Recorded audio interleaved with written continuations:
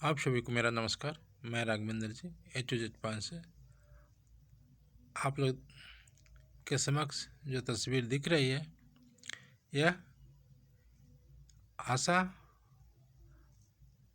महामंत्री और प्रदेश अध्यक्ष अक्टू के विजय विद्रोही जी हैं, जिन्होंने यूपी में आशा के मांगों को सरकार तक पहुंचाई प्रदर्शन के माध्यम से, और उनके नेतृत्व में 55 दिनों तक आशा ने संघर्ष किया। ठंडे मौसम, ठंडे वातावरण में अपने आप को समर्पित कर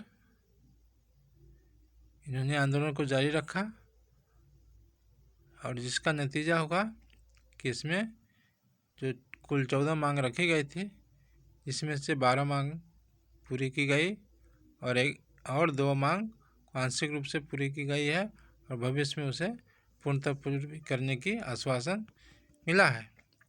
तो इसके बाद में मुख्यमंत्री भी सदन में बताए थे कि आशाओं का और आंगनबाड़ी का मानदेय बढ़ाया जाएगा। तो इन लोग का एक बहुत बड़ी विजय है, विजय विद्रोही जी का। तो आप लोग खुद सुने कि वो आप लोग के बारे में अगला प्लान के बारे में क्या बता रहे हैं।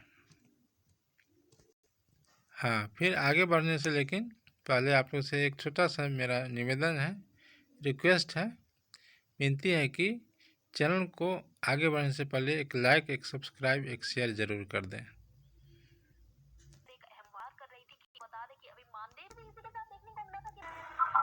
देखिए, उस संबंध में दादा ये कहना है कि अभी हमारी सरकार के साथ बात कर लेंगे जी। हमारी एक वार्ता 6 तारीख को एक समझौता हुआ था जी।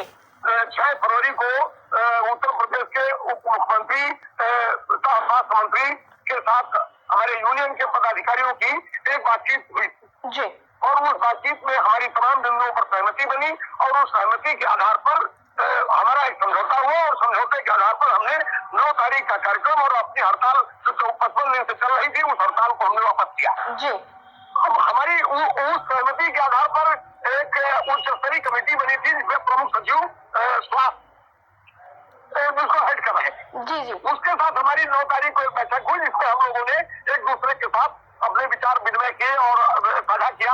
हमारा जो डिमांड है उसके अंदर जो उनकी ओर से तकनीकी कमजोरियां हैं या दिक्कतें हैं, इन तमाम विषयों पर बातचीत हुई, और एक रिपोर्ट बन करके स्वास्थ्य मंत्री के पास गई।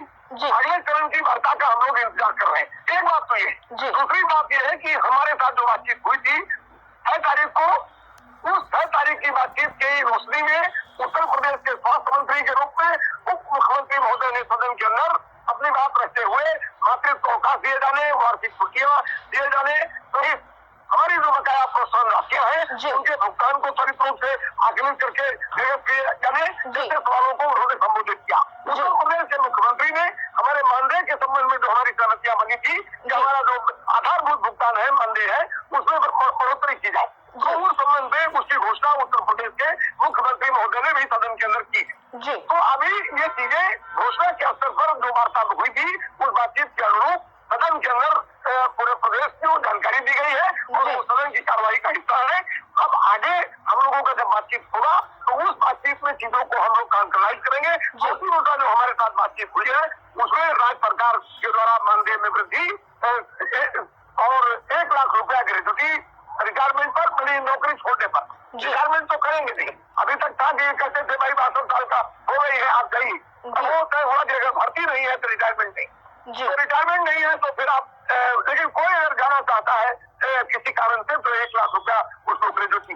तो 2018 से लेकर के और 25 तक जो एक्सीडेंट दुर्घटना होते हैं उनके सारे क्लेम, और क्लेम की राशि 2 लाख से बढ़ा करके 10 लाख कर दें, ये सहमतियां हैं। मासिक अवकाश हम लोगों की तरफ से 4 महीने का यानी 120 दिन का, सरकार की तरफ से इसको 60 दिन का देने पर एक प्रस्ताव है। और इसी तरह जैसे हम लोगों ने कहा कि जो इनको आधारभूत भुगतान मिलता है, ये सरकार इसको 10,000 पूरा करे, तो उसमें अभी राज्य सरकार 1,500 दे रही, राज्य सरकार 1,500, तो हमारी अपेक्षा राज्य सरकार से 6,500 की है। अब वो मुख्यमंत्री जी ने घोषणा की है। अब हमारी जो अगली बातचीत होगी उसमें स्पष्ट होगी। जिला सरकार 6,500 देती है हमको, जिला सरकार हमको 4,000 देती है, जिला सरकार हमको 8,000 देती है। इस बारे में भी बात तो ये वार्ता के क्रम में इससे कुछ भी कह पाना हमारे लिए अभी उचित भी नहीं। तो ये कई तरह के प्रश्न है जिन प्रश्नों को, और हमारा जो 1.5 लाख करोड़ रुपए का बकाया है, उस बकाये का एक आकलन करने के लिए कमेटी ने कुछ आगे रास्ता दिया है। उसका आकलन करके उसके भी भुगतान की गारंटी करने का भरोसा दिलाया गया है।